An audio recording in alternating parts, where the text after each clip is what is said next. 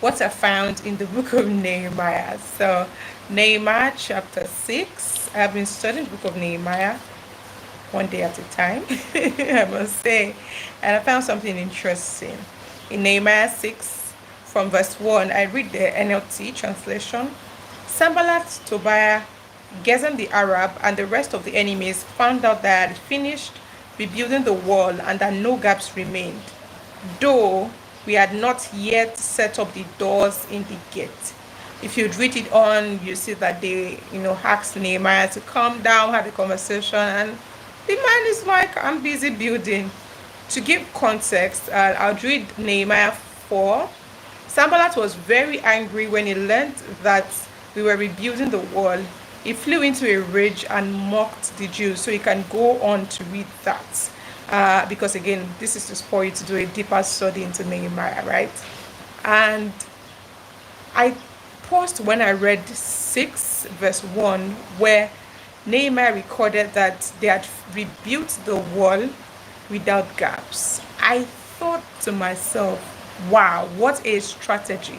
Even though they were building with resistance, they were still able to rebuild without gaps, without loopholes. And it made me pray and ask God for revelation to, one, how am I building what I am building? Two, am I building with gaps? If there are gaps, how can these gaps be filled?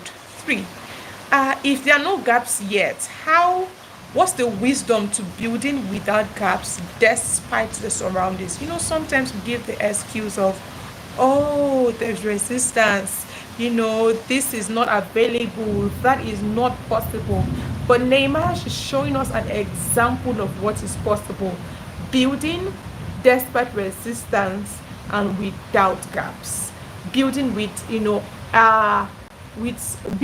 have to be meticulous. Another question I ask myself is, who do I need to become for me to be able to build without gaps? Because again, we have to become a kind of person to achieve some kind of goals. And I thought myself, I needed to be more meticulous and thorough. Guess what?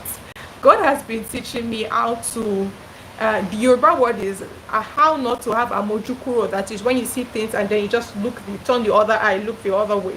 When there's a dirt on the floor, the Holy Spirit always tells me, pick it up. You don't want to build a character of always turning the other eye every time. You need to practice always paying attention, making sure that everything that needs to be moved is moved, everything that needs to be picked is picked. Because when you need this skill, you would already have built it by just practicing in your own.